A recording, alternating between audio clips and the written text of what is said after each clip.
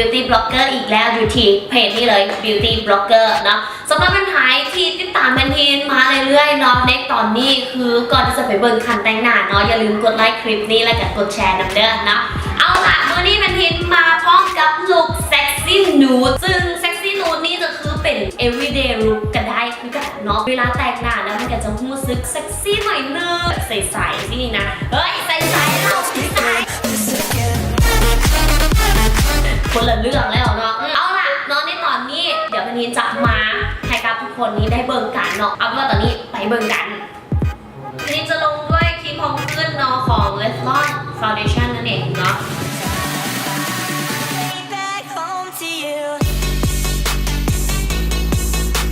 ตามด้วยการลบคอนซีลเลอร์สำหรับวันนี้แพนทีนจะใช้แป้งของ Cream B เนาะเบอร์ 2ว่าจะเห็นเป็นในโทนออกแนวเป็นสายคล้อหน่อยเดิมต่อด้วยการลงคิ้วเนาะวันนี้คิ้วแพนทีนจะใช้เป็นแบบคูชั่นนั่นเอง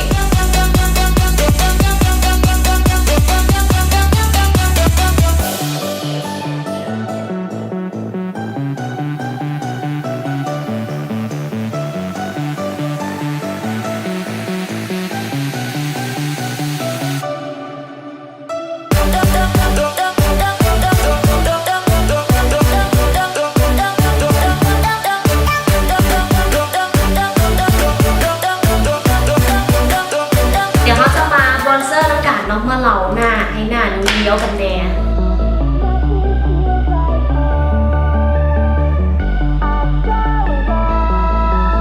ในตอนนี้คือทีนทาลิปบาล์มมาทีเรียบร้อยแล้วทีนจะใช้เป็นสีผสมนี่ก็คือจะเป็นสีของชาวีนั่นเอง SP006 ไส้ของ Katy Doll เป็นนูดมีนั่นเองเนาะสำหรับในเบอร์นี้ก็คือเป็นเบอร์ 3เอามาผสมกัน